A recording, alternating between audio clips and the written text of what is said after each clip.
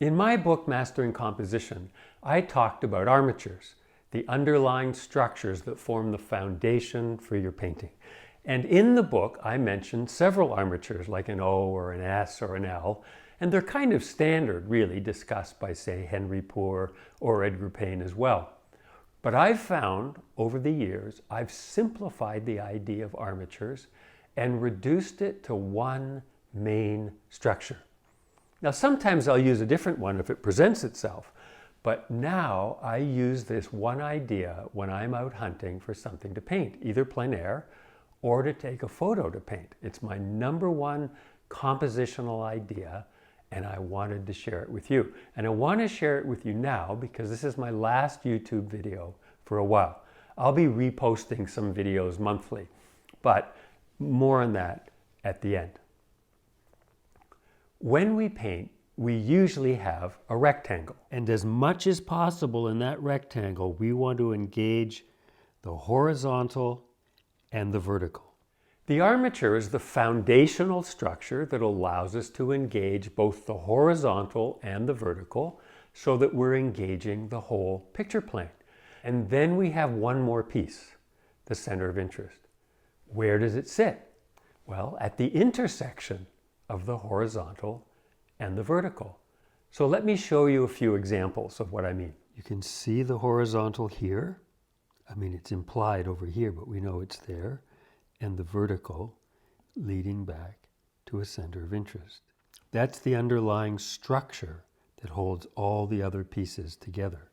Again, we can see the horizontal, but look what the vertical is doing this time. It's not just going straight up. It's coming up here, over to here, and then up to here. And then we have these coming down like that. And the center of interest, in fact, is the intersection of the horizontal and vertical. And the center of interest itself is just a hit of color. It's not a thing at all.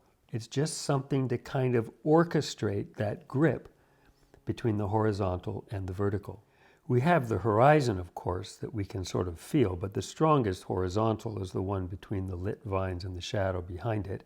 And we have this vertical, follows along that line, and then comes back like this. And the center of interest is that strong contrast of dark to light, the strongest contrast of dark to light at the intersection of the two.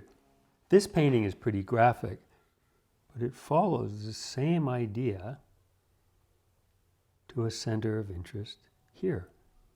This one is almost geometric in its simplicity, bringing us into here. Horizontal, vertical, and what's interesting here is the vertical here is on something of a diagonal. But the point is, it's not straight down, but it is clearly still a strong diagonal. Something like this is not a vertical. And then that structure to that structure leads to the center of interest here. But if I hadn't shown you the structure of all those things, I don't think you ever would have noticed it if you were looking at my paintings. It is hidden like a foundation in a building. Now you might say, but Ian, doesn't that seem sort of formulaic? And I wanted to show you a short video clip of Ed Sheehan, the musician, on the Howard Stern show, and he was playing a number of songs that he had played when he defended himself in a copyright lawsuit against him for stealing a chord progression. And in court, he played dozens of hit pop songs, all of them using exactly the same 4-chord progression. And I can't show you that clip, ironically, for copyright reasons, but I've put a link to it below. And he plays about half a dozen examples in the first couple of minutes of that clip. The point is, using that very narrow creative constraint, managed over and over and over again to bring life, enlivenment, and reinvigoration into an almost limitless avenue of creativity. It's like the quote of Branford Marsalis, the jazz saxophonist. There is no freedom in freedom, man. There is only freedom in structure. And that structure, in our case, of the horizontal and the vertical intersecting at the center of interest, gives you, in the same way that that 4-chord progression does, if you breathe life into it, a pretty much infinite avenue for creativity. So let me show you what I'm looking for when I go out plein air painting or to take photos to paint. And the number one thing I'm looking for is the vertical. The horizontal is usually a given, like here, just one horizontal after another. But I'm hunting for the vertical in order to engage the whole picture plane. The most common comment I get on YouTube is, I didn't like your photo, but I did like your painting. And that's because I'm taking the photo not for its scenic or narrative potential, like say a National Geographic photo, which is taken for itself, so it stands on its own merits. I'm taking the photo for its structural possibilities, for its bones, we could say.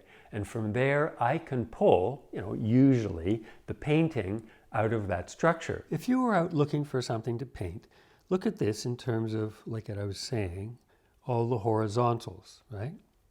So it has structure horizontally, but there's very little engaging us top to bottom. Now, I'm showing you a lot of these photographs not necessarily because they'd be great to paint, but because they illustrate this idea. This scene is only about 15 feet from the last one, and look at the role that plays to push you back. If we're saying that's a compositional structure, how that's pulling you back, how dramatic that is to pull you back and engage you into the landscape. When we look at a landscape like this, we have this clear background, midground, this whole area here, and foreground. So for a landscape, that's a good sort of sense of, we're crafting depth. But look at the role that plays, that line, in terms of sort of cutting us off from the whole image. It's like a barrier, and we actually don't really even look here. In many respects, the photograph sort of starts here. So the solution to that is to break the line. We break it by introducing this element. And you see how, even though that it's not a lot in the foreground, these three things, judiciously placed and breaking the line, act as a vertical that takes us through the foreground into the place where probably whatever we're going to paint is actually happening. When I go out searching, hunting for something to paint, I am walking around looking for that vertical into the landscape to bring me to whatever I might be wanting to look at. I see a line of something and I'll go walk right to the edge of it, so I'm looking down it in order to get that vertical. In this farm scene, we have the horizontal. We've got all kinds of interesting structure back here, right? And we've got these lovely lines of sunlight coming through the foreground. But I would be using this line of the dirt to the grass as the vehicle to pull us actively into the midground. Most of my paintings have high horizons, but if you have a low horizon, then it forces you to think, well, what am I going to do with the sky?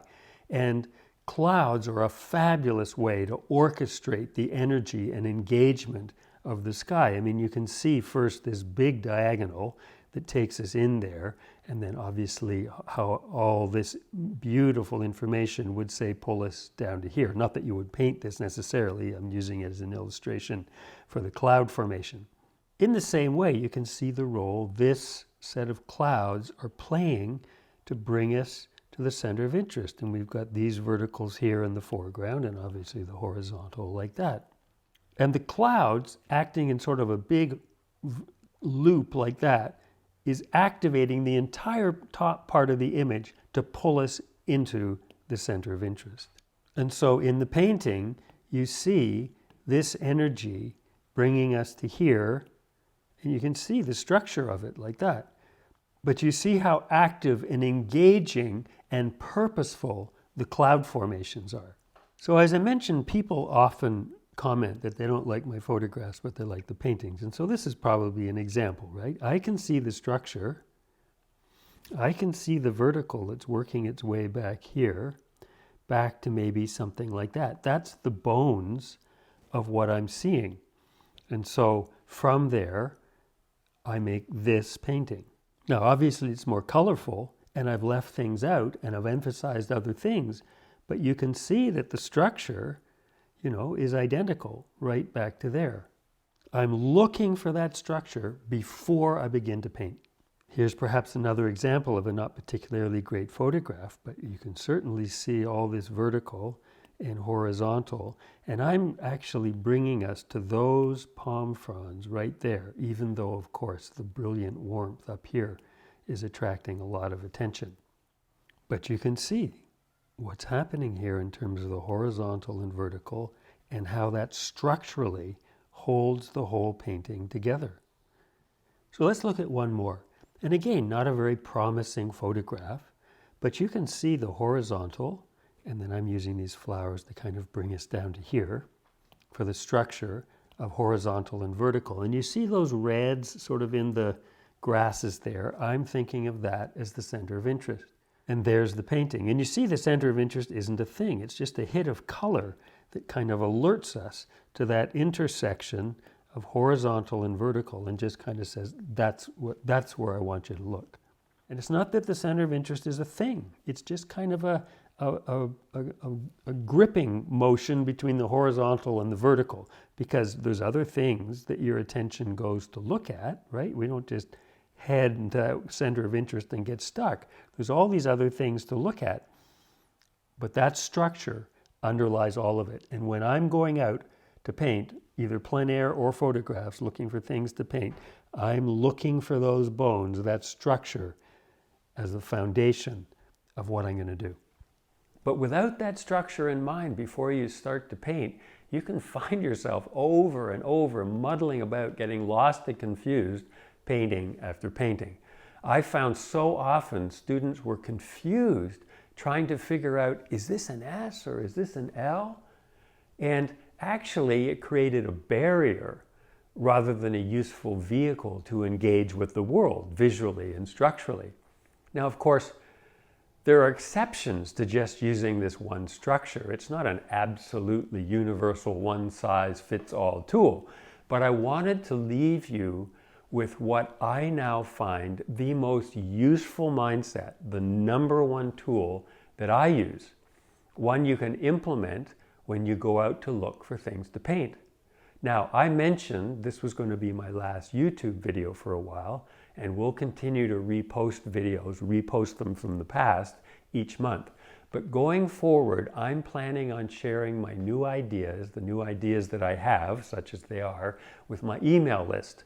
Now, I only send out one email a month, and when you sign up for my email list, you get free my video, 4 foundational principles to dramatically improve your paintings. So if you're not on my email list yet and you want to stay in touch with any new ideas I may have going forward, you can join me at ianroberts.com. I'd be delighted if you did join me. And I do want to thank you all for your interest, your comments, and your engagement with my YouTube channel over the past few years. I really do appreciate it. So thank you. I do hope you found this video helpful. My very best wishes to you. All the very best. And bye for now.